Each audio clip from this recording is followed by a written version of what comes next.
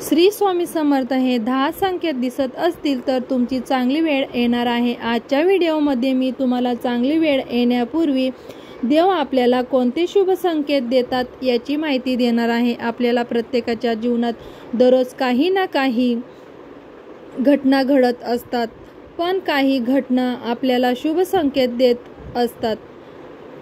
आपल्याला बऱ्याच वेळा ते कळत नाही, तर त्याच गोष्टीची माहिती मी तुम्हाला आजच्या व्हिडिओमध्ये सांगणार आहे। या व्हिडिओला सुरुवात करण्यापूर्वी सगळ्यांनी कमेंटमध्ये श्री स्वामी समर्थ नक्की लिहा। नवीन असाल तर लाईक सबस्क्राईब नक्की करा। चला तर मग व्हिडिओला सुरुवात करूया। सजीव सृष्टी मध्ये जन्म घेणारा प्रत्येक व्यक्तीच्या जीवनामध्ये वेळेला खूप महत्त्व आहे। कधी कोणाची चांगली वेळ चालू असते तर कधी कोणाची वाईट वेळ।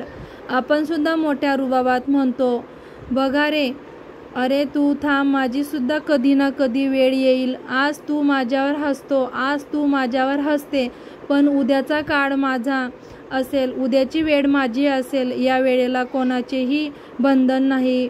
वेळेसारखा मोठा गुरु या जगामध्ये कोणताच नाही। कितीही श्रीमंत व्यक्ती असेल तर आणि त्यांच्यावर जर वाईट वेळ आली तर या वेळेसमोर व्यक्तीला सुद्धा झुकावेच लागते। आजवर तुम्ही सुद्धा कितीतरी लोकांना बघितलं असेल, कितीतरी लोक श्रीमंताकडून गरिबीकडे आलेले आहेत आणि काही लोक जी खूप गरिबाच्या परिस्थितीत होती तर ती सुद्धा आज मोठी झालेली आहेत। मग आपण सुद्धा म्हणतो, वेळ पुढे कोणीच कोणाचे काही चालत नाही।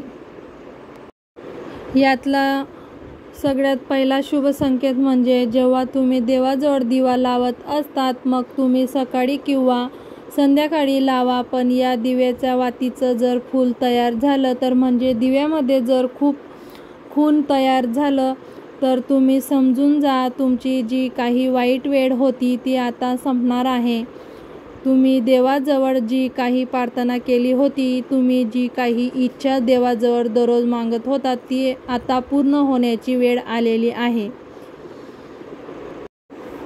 दररोजच दिव्यामध्ये खून तयार होतो असे नाही, अशी कधीतरी वेळ येते तेव्हाच दिव्यामध्ये फूल बनवत असतं। दररोज कोणाच्याही दिव्यामध्ये फूल बनत नाही, हे लक्षात घ्या। आणि जेव्हा असे तुमच्या दिव्यामध्ये फूल बनेल तेव्हा तुम्ही समजून जायचं आहे, तुम्ही देवाकडे जी काही इच्छा मागितली आणि जी काही प्रार्थना मनोमन तुम्ही देवाजवळ करत होता ती आता पूर्ण होणार आहे।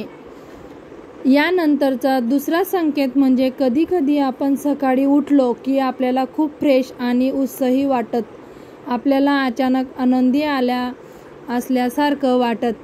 बघा, दररोज आपल्याला असे वाटत की उठल्या उठल्या आपल्याला खूप फ्रेश वाटतंय। कधी कधी आपल्याला अंथरूणामधून उठू सुद्धा वाटत नाही, पण कधी जर तुम्ही उठले, तुम्हाला खूप फ्रेश उत्साही वाटत असेल, अचानक तुमच्या चेहऱ्यावर एक वेगळ्याच प्रकारची चमक, एक वेगळ्याच प्रकारचा उत्साह जर तुम्हाला दिसत असेल तर तुम्ही समजून जा, तुम्ही जे काही काम त्या दिवशी हातात घेतलेले आहे ते पूर्ण होणार आहे।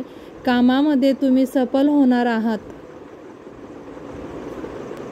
यानंतरचा तिसरा शुभ संकेत म्हणजे जेव्हा तुम्ही एखाद्या मंदिरात जातात, मग एखाद्या देवाच्या चरणी तुम्ही नारळ फोडत असतात, तेव्हा ते नारळ जर पावलं, म्हणजे नारळ जर आतून खराब निघालं तर तुम्ही नाराज होतात की अरे, मी एवढ्या उत्साहाने देवाच्या मंदिरात आलो होतो, माझी काहीतरी इच्छा पूर्ण होईल या आशाने मी देवाला नारळ फोडण्यासाठी आलेलो होतो आणि नारळ बघा खराब निघालं, म्हणजे नारळ पावलं तर असे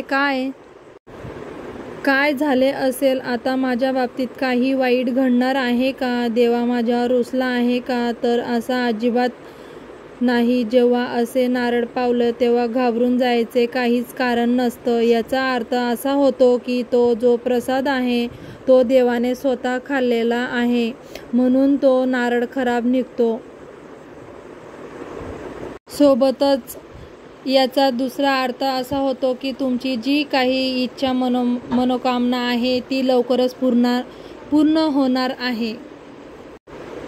यानंतरचा पुढचा शुभ संकेत असा आहे, जेव्हा तुम्ही सकाळी किंवा कोणत्याही वेळेमध्ये काही कामानिमित्त किंवा कशासाठी का होईना घराबाहेर पडतात आणि तुम्हाला एकदा सफाई कर्मचारी साफसफाईची कामं करताना दिसतो किंवा एखादी व्यक्ती तुम्हाला झाडू मारताना दिसली, तर तुम्ही समजून जा तुमची अडलेली जी कामे आहेत ती पूर्ण होणार आहे।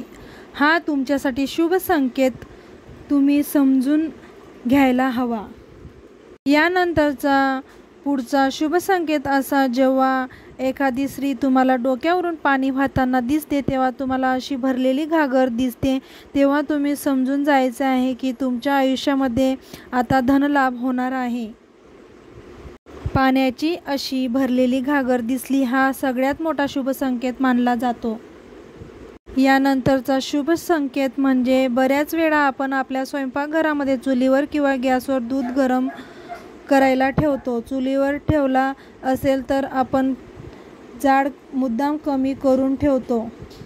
गॅसवर हे दूध एकदम चांगलं आणि खुसखुस तपलं जाईल, आपण आपल्या दुसऱ्या कामासाठी निघून जातो। एवढी सगळी काळजी घेऊन सुद्धा दूध जे आहे ते उतू जातं आणि आपण टेन्शनमध्ये येतो। नाराज होण्याचे काही कारण नाही। भविष्यामध्ये एकदम चांगल्या अशा घडणाऱ्या गोष्टी आहेत।